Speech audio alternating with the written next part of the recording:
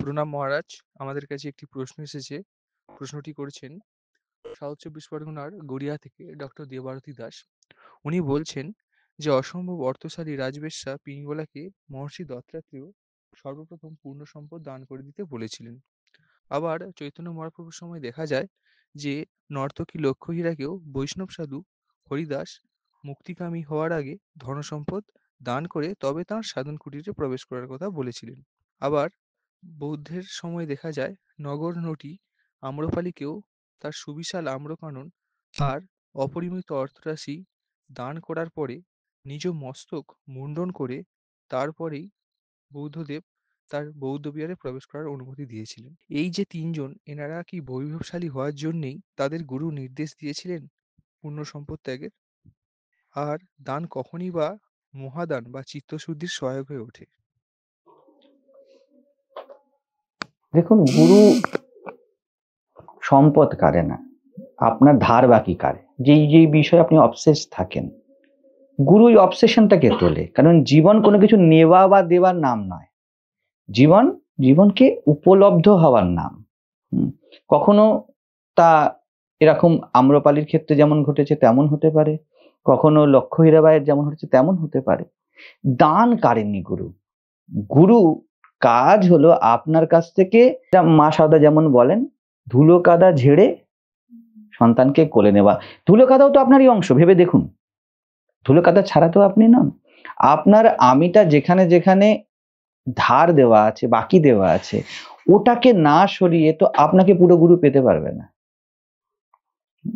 আপনি এখানে আছেন, বসে আছেন, কিন্তু আপনার মন হয়তো অফিসে আছে, কারণ অফিসের কিছু ধার বাকি আছে, কাজকর্ম বাকি আছে।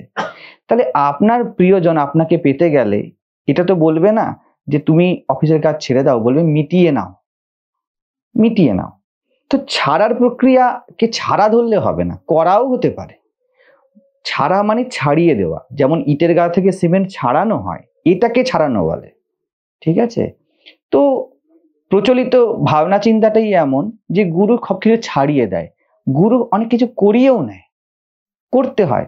এখানে অনেকে এসেছে, তাদেরকে আমি বলেছি তুমি এখন জব করো, এটাই তোমার ছাড়ানোর ডেফিনেশন।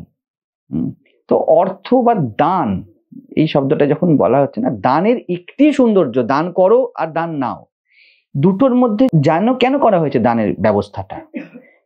আমিটা ছাড়ানোর জন্য। যে দান দেবে, যে দাতা, তার মাথা নিচু রাখা হয়েছে কেন? সে যাতে আমিতে পীড়িত না হয়ে যায়। দান কাকে দিতে বলা হয়েছে? যার অ্যাপ্রোপ্রিয়েট নিড। ভালো করে দেখুন, যার অ্যাপ্রোপ্রিয়েট নিড না, সে কখনো ইগোইস্টিক হতে পারে না। সে যদি ওটা পায়, পেলে কি হবে? পেলে সে ওয়েলবিংনেসকে ফিরে পাবে, ওইখান থেকে সে নিজের আমির যাত্রা করবে। দাতা কমিয়ে আমির যাত্রা করবে, গ্রহিতা বাড়িয়ে আমির যাত্রা করবে। এই দুটোকে মিলানোকে দান বলা হয়েছে, বুঝে যাচ্ছে?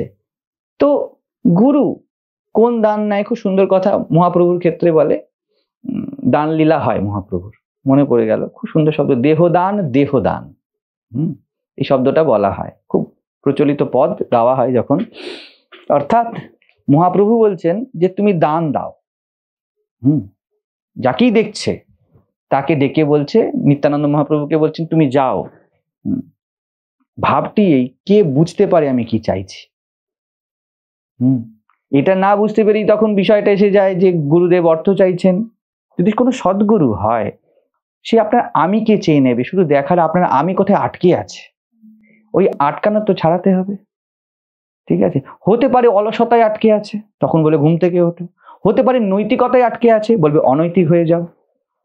হতে পারে আপনি নিরামিষ খাওয়ায় আটকে আছেন, বলবে মাংস খাও। হতে পারে এই সব দান, সব কিছুর মধ্যে আপনার একটা আইডেন্টিটিকে ছাড়তে হয়। তো কোনো সদ্গুরুর সাথে শিষ্যের সম্পর্ক ওইখানেই মাত্র, কারণ দুজন তো নিজের সত্তায় মিলবে। এই জন্য আমি ডিভাইন ম্যারেজ শব্দটা বলে থাকি। সত্তা যখন মেলে, দেহ যখন মেলে, তা সাধারণ বিবাহ। মন যখন মেলে, তখন বন্ধুত্ব। বন্ধু কাকে মনে হয়? আমার সাথে যার মনের মেলে। বন্ধুর শরীর রূপ কিন্তু আমরা দেখি না খুব একটা, ঠিক আছে। আর ভগবান বুদ্ধ হলেন মিত্রতা, তার সত্তার মিলন। দেহ যখন মিলছে তখন স্বার্থ, মন যখন মিলছে তখন সেই একই স্বার্থের সূক্ষ্ম রূপ। বৈচারিক স্তরে যার সাথে আপনার বিচার মেলে না, সে আপনার বন্ধু হতে পারে না, ঠিক আছে। কিন্তু এই দুটোর মধ্যেই দেখুন, you need not to be alive. আপনার কিন্তু জীবন্ত থাকার কোনো প্রয়োজন নেই। হেতু থাকবে, একটা কজ ওরিয়েন্টেড একটা ম্যাটার থাকবে। কিন্তু গুরু যখন ছাড়াচ্ছে, গুরু লিটারালি আপনার সাথে মিলন করতে চায়, লিটারালি আপনার সাথে মিলতে চায়। কিন্তু আপনার কাছে আপনাকে পাওয়া যায় কোথায়? আপনারা, আমি বারবার বলি, আপনারা প্রত্যেকে নিজেকে ছাড়া সবকিছুকে সময় দিয়েছেন। নিজেকেও যখন আমরা বলেছি আমরা সময় দিয়েছি, আমরা কোনো অবজেক্টকে সময় দিয়েছি। নিজের সাথে যদি থাকতে বলা হয়, খুব কম ব্যক্তি 5 মিনিটও থাকতে পারবে এখানে যারা আছেন বা যারা শুনছেন। You have nothing to do, কিচ্ছু করতে হবে না। বি উইথ ইউর সেলফ, থাকতে পারবেন না, এই জন্যই তো ধ্যান ভাঙে। নিজের সাথে থাকার অভ্যাস হয়ে গেলে আপনার সব কর্ম ধ্যানস্থ হতে পারে। গুরু ছাড়িয়ে ধরিয়ে দেয়। ভগবান বুদ্ধ যেই ঘর ছেড়ে যান, সেই ঘরে আবার ফিরে আসেন, কারণ ছাড়া ধরা উদ্দেশ্য নয়। শ্রীরামকৃষ্ণ বললেন, সিঁড়ি যেই মেটেরিয়ালের তৈরি, ছাদও সেই মেটেরিয়ালের তৈরি, কিন্তু তুমি ছাদকে উপলব্ধ হও, এবার সিঁড়ির দিকে তাকাও, তুমি সম্মান করতে শিখবে। নাহলে সিঁড়িকে কি মনে হয়? সাধন, আর ছাদ সাধ্য। ছাদে উঠলে ধারণা চলে যায় যে সাধন সাধ্য বলে কিছু নেই, একই কংক্রিট দিয়ে দুটো তৈরি হয়েছে, একটা আমাকে ওঠার হেল্প করে দিয়েছে, তাকে গুরু বলা হয়। শিষ্য যখন নিজেকে উপলব্ধ হয়, তখন তাই অনুভব হয় প্রত্যেকের। আমি বলবো না অনুভবকে আমার ধারণায় আটকে দিন, সেই জন্য বলি গুরু ধারণা দেয়। ধারণা হলো সিঁড়ি, যেটা দিয়ে এগিয়ে যান, ঠিক আছে। গুরু স্বপ্ন দেয় না। ধারণা আপনাকে পরিপক্ক, ধ্যানকে উপলব্ধ করানোর জন্য ধারণা। ধ্যান মানে আপনি। তো এই ধ্যানের পথে আপনার পিঠে হয়তো অনেক বেশি ব্যাগেজ আছে, গুরু বলবে রাখো, না তুমি উঠতে পারবে না। আর উঠে তুমি অন্য কিছু না, নিজেকেই পাবে। আর আমি সেই নিজে হয়ে বসে আছি। আমার কাছে তুমি এসেছো যখন, দীক্ষা যখন নিচ্ছ, বা যেভাবেই গুরু যাকেই আপনি বরণ করুন না কেন, বা বরণ করাটাও ইগোইস্টিক কথা হবে, হোক না কেন, কারণ প্রকৃতি কর্তৃক নির্ধারিত হয়, ঠিক আছে। আমি হয়ে বসে আছি, তোমাকেও তো আমি হতে হবে। তুমি কোনো কিছুর কাছে তুমি হয়ে আছো, তোমার তুমিটা ছাড়াতে হবে, ঠিক আছে।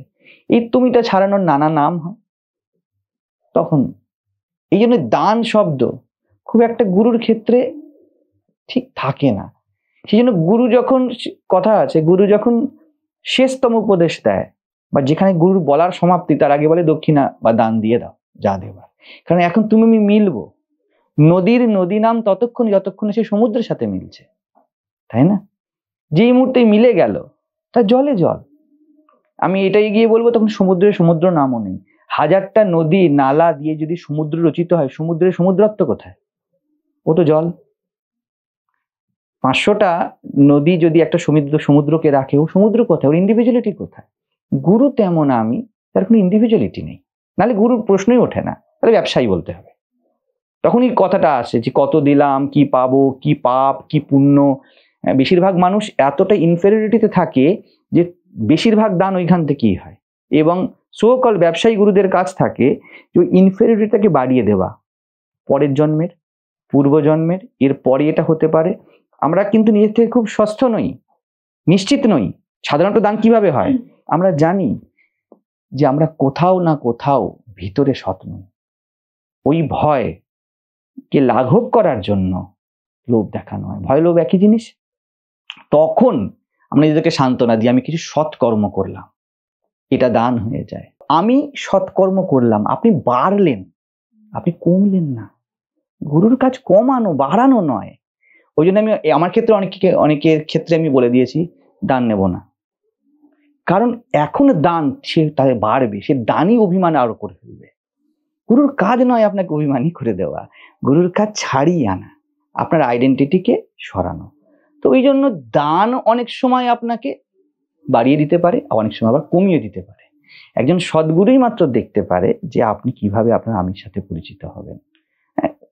ওই জন্য গুরু আদেশ, আমি একবার বলেছিলাম আমাদের যখন, এখন মনে থাকে না তবু লঞ্চে কথা হয়েছিল, বড় ভাগ্যবান যখন কোনো গুরু আদেশ করে। দুটি দিক, এক আপনি পারবেন, এবং গুরু আদেশ করছে মানে গুরু বড় তৎপর আছে। শুধু আদেশ নয়, গুরু যদি ভৎসনাও করে বড় উপযোগী।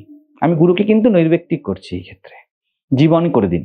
যদি ভৎসনা পান তার মানে কি, you want to raise your potential power, কোনোভাবে পোটেনশিয়ালিটিকে বাড়াতে চাইছে, আপনার মধ্যে সম্ভাবনাকে দেখা যাচ্ছে, এটা একটা আলোর সূত্র। তো ওই জন্য গুরুর ভঙ্গিমা নানা হতে পারে। জন্য মা কালীকে হিসাব মতো বেশ্যা বলা হয়। বেশ্যার যেমন কোনো জাত থাকে না, কোনো ভঙ্গিমা থাকে না, একজন সদ্গুরুই বেশ্যাবৎ হয়। ঠিক আছে, তার কোনো জাত নেই, কোনো কুল নেই, যা ইচ্ছা করতে পারে, যেমন ইচ্ছা করতে পারে। কখন চাইবে সেটা ভঙ্গিমা, কখন দেবে এটা ভঙ্গিমা, কখন বলবে থাকো এটা ভঙ্গিমা, কখন বলবে বেরিয়ে যাও এটা ভঙ্গিমা। চেয়েছে কিন্তু, যেমন বেশ্যার শুধু শরীর চায় বা অর্থ চায়, ঠিক তেমন চেয়েছে আপনাকে। এই চাহিদায় কোনো বিরাম হয় না, ভঙ্গিমার নানা দিক হবেই হবে, নাহলে সে গুরু কি? আমি তো বলি যেই গুরুকে আপনার জীবনের প্রথমে মারতে ইচ্ছা না হবে সে গুরুই নয়। হাত উঠে যাবে, কারণ আপনার থেকে আপনাকে কাটছে, কারণ যে কোনো আইডেন্টিটি এখন আপনার নিজের সত্তার নামান্তর আপনার কাছে। নাহলে কি ভয় না উঠলো যেই গুরুকে, সেই গুরু কি? আবার সেই গুরু কি যে গিয়ে আপনাকে অভয় না বসিয়ে দিল, সেই গুরু কি? কিভাবে হবে তাহলে, তাই না? এই জন্য নেওয়া নয়, আপনাকে পাইয়ে দেওয়া। আর কোনো পারপাস থাকে না কোনো সন্ত বা সদ্গুরুর। কি নেবে? তিনি সব হারিয়ে কেন, তিনি সবকিছুর মধ্যে নিজেকে পেয়েছেন। আপনাকে কি দিতে পারে? যা আছে তাই তো দেবে। তার নিজের কাছে শুধু সে আছে, তার সত্তাটা আছে, ওটাই আপনাকে দিতে পারে। এই জন্য গুরুর প্রেম বড় খতরনাকও হয় এবং বড় দুর্লভ হয়। ঠিক আছে।